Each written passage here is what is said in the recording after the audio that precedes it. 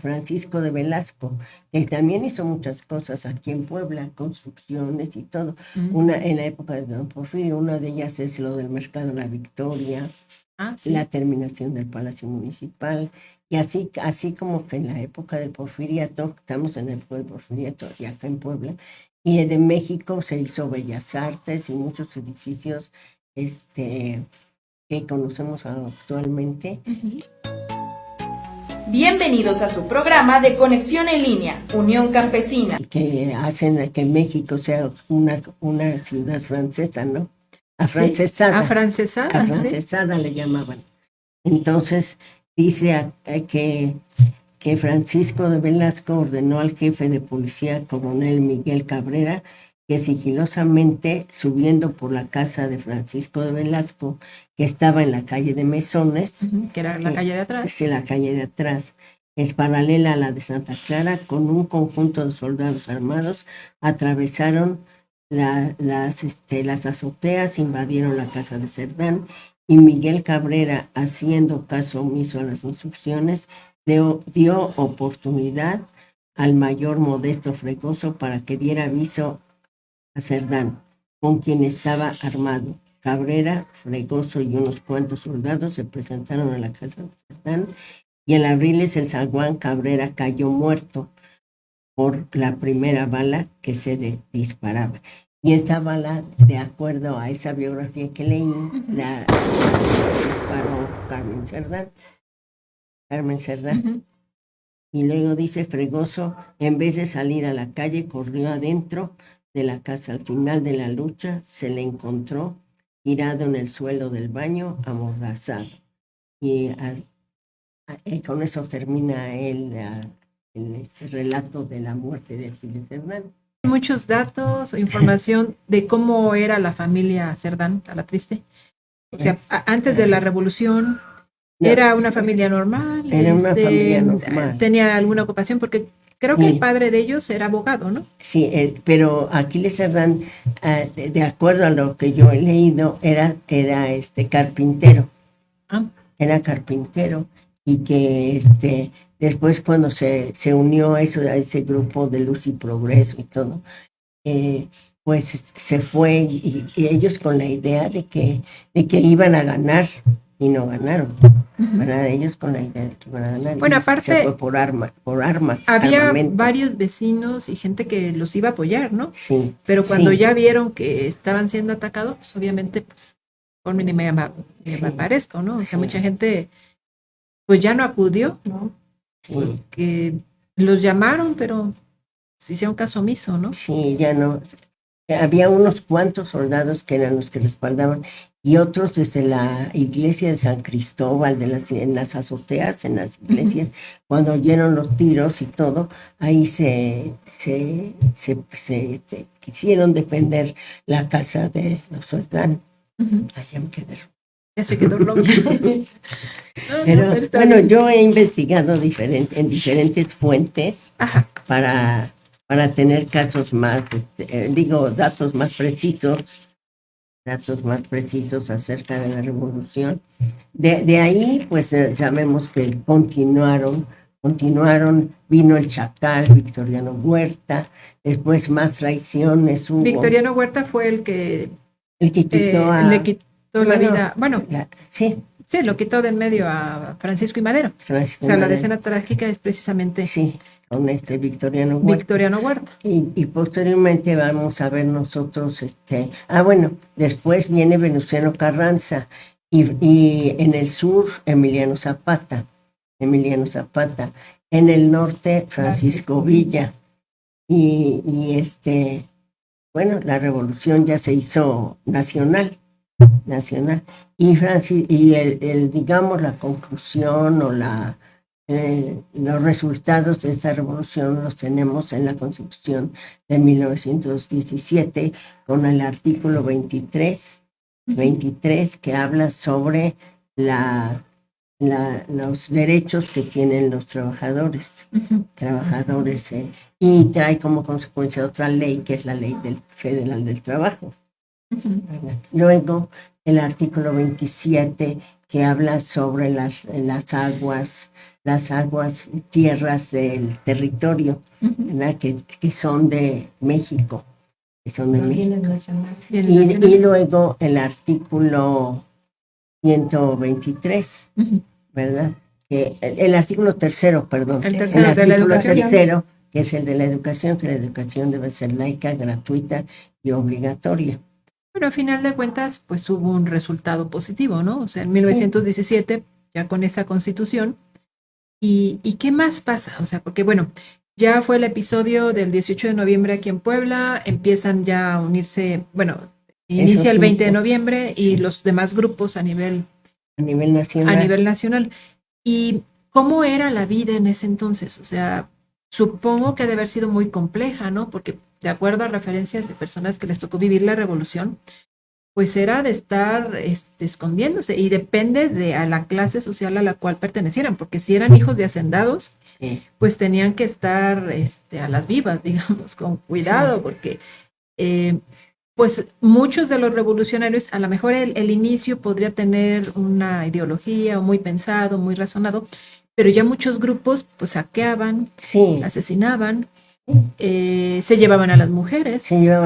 Por la referencia que yo tengo, todas las jovencitas, digamos que casaderas, bueno, en aquella época pues eran 13 años, 14, las escondían, las ponían en un pozo, en una zanja, para que no se las llevaran. Entonces, digamos que había pues dos circunstancias distintas. O sea, por una parte estaban los revolucionarios, pero también la gente que pues a lo mejor tuvo privilegios, económicamente hablando, estaban bien.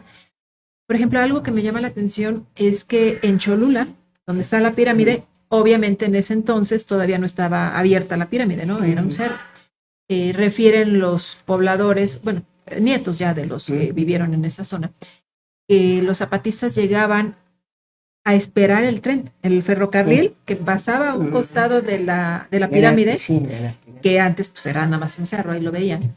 Los zapatistas estaban como de día de campo, ¿no? Estaban arriba en el cerro esperando al acecho de cuando llegara el tren para que pues despojara a la gente de sus cosas. De hecho, platiqué con una persona de ahí, ya era nieto, y decía que su familia no era de Cholula. Ellos se quedaron ahí porque sus abuelos, corresponde, los abuelos llegaron, fueron de vacaciones y pues les tocó que los asaltaran en el tren y ya no se regresaron. Entonces, pues ya no tenían dinero, ya no tenían nada. Se quedaron ahí en Cholula. Se quedaron en Cholula. Entonces, ahí se asentaron y bueno, pues ya empezaron a crecer, a trabajar, etcétera. Y ahí pues ya los descendientes pues ya nacieron ahí, ¿no? Pero pues me imagino cómo habrá sido la vida en esa época. O sea, vemos las imágenes, todas eran adelitas y probablemente nada más era, bueno, seguramente era una.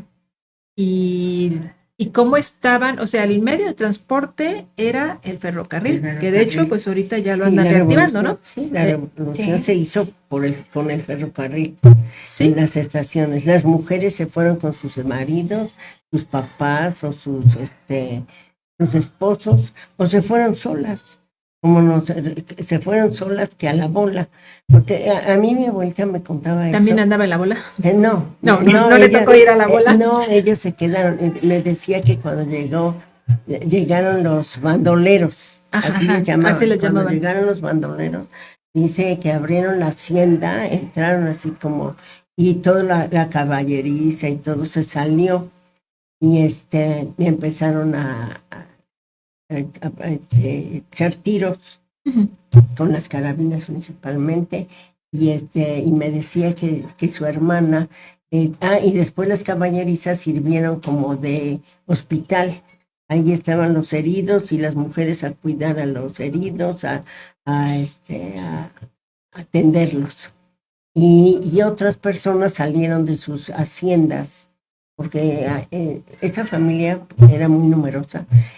Tenían 3 haciendas se llama la Hacienda del Barragán, y lo dice la historia, no lo estoy inventando. Sí, claro. La Hacienda del Barragán, y tenía 3 ranchos, el rancho San Cristóbal, el rancho, se me está olvidando. Bueno, eran 3 ranchos. la cuestión es que el papá les había dejado a tres de sus hijos esos ranchos. A mi abuelita le tocó el de San Cristóbal. Bueno, todos esos ranchos que eran ricos y tienen unas fiestas de hasta de 20 días, todo, con viandas y con lo más lujoso de la época. Y así era. Y ahí en ese rancho, en esa hacienda del Barragán, cuando Porfirio Díaz era soldado, pasó por esa hacienda. Y después, cuando ya fue presidente, ahí había un troquel de monedas y ahí hacían las monedas. Sí, porque se acostumbraba, ¿verdad? Sí. Que cada grupo tenía su moneda. Entonces llegaban, y ahora vale esta. Distribuían o pagaban y compraban. Y luego llegaba otro grupo, no, esa ya no vale, sí. La que vale es esta. Sí, eso me contaba mi abuelita, que ella se casó en esa época y que se fueron a vivir a Tehuacán y que de buenas pusieron una tienda y que de la tienda de la noche a la mañana se quedó sin nada, todo el mundo llegaba a comprar y ya tenían un costal de papel moneda y al día siguiente sube Venustiano Carranza y ya todo ese papel moneda ya no servía, ya no tenía valor. Se quedaron sin nada en la tienda y sin dinero. Sí. Entonces muchos quedaron pobres, se salieron de los ranchos y se fueron a diferentes lugares. Sí, así pasó con muchas personas, por ejemplo en San Luis Potosí igual, hijos de hacendados, o sea, de repente, pues, digamos que por la época, ya sea por la revolución o por enfermedad, pues iban muriendo, ¿no?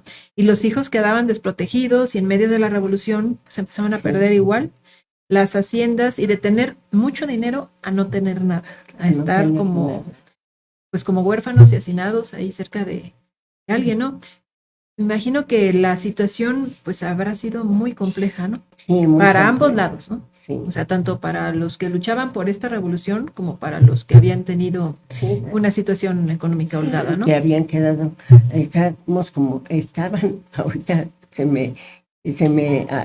hago la comparación como los de Acapulco, que se quedaron sin nada. Sí, entonces, es que, cuando hay una tragedia, la situación no se resuelve en ese momento, porque dicen, pasa la tragedia, o pasa la emergencia, sería la palabra. ¿La emergencia en qué sentido? O sea, de que el huracán ya se fue, el ciclón, o o el sismo. O el sismo, por ejemplo, ya pasó ese evento, digamos. O sea, ya la tierra dejó de temblar, dejó de haber un huracán, pero ahora hay que atender a las consecuencias. Porque mucha gente en ese tipo de tragedias pierden todo. Y la ayuda, por lo regular, pues el mexicano es muy generoso. Sí. Mandan mucha ayuda. Y muy solidario. Muy solidario. Sí. Y en ese momento, pues sí, comida, colchones, ropa, zapatos, no sé, artículos de limpieza, de uso personal. Pero conforme va pasando el tiempo, esa tragedia se va dejando atrás. Sí. Porque viene otra tragedia y hay que atender la nueva o el siguiente problema o lo que sea.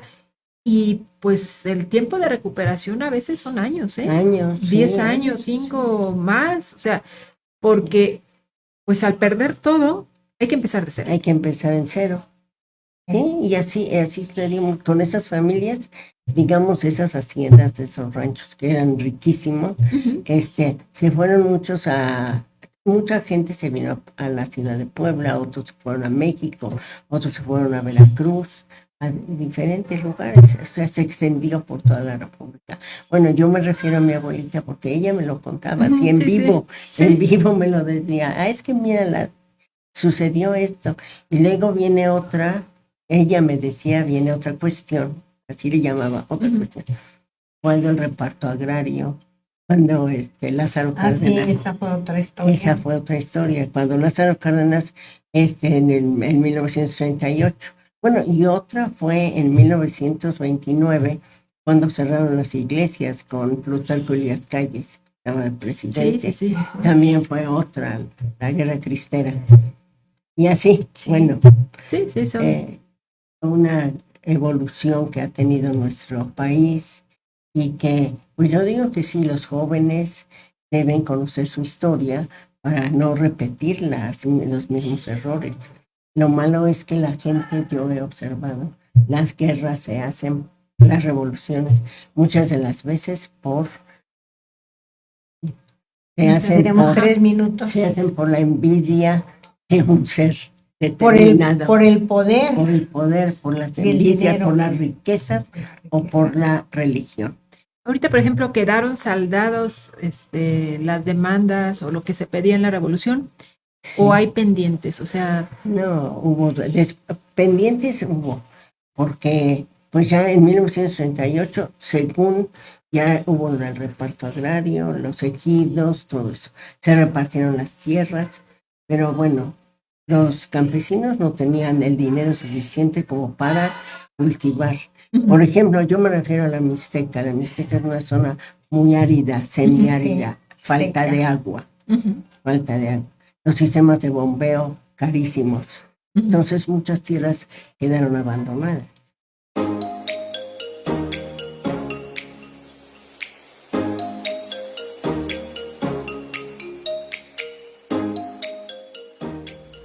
Gracias por escucharnos. No te pierdas la próxima emisión de Conexión en Línea Unión Campesina.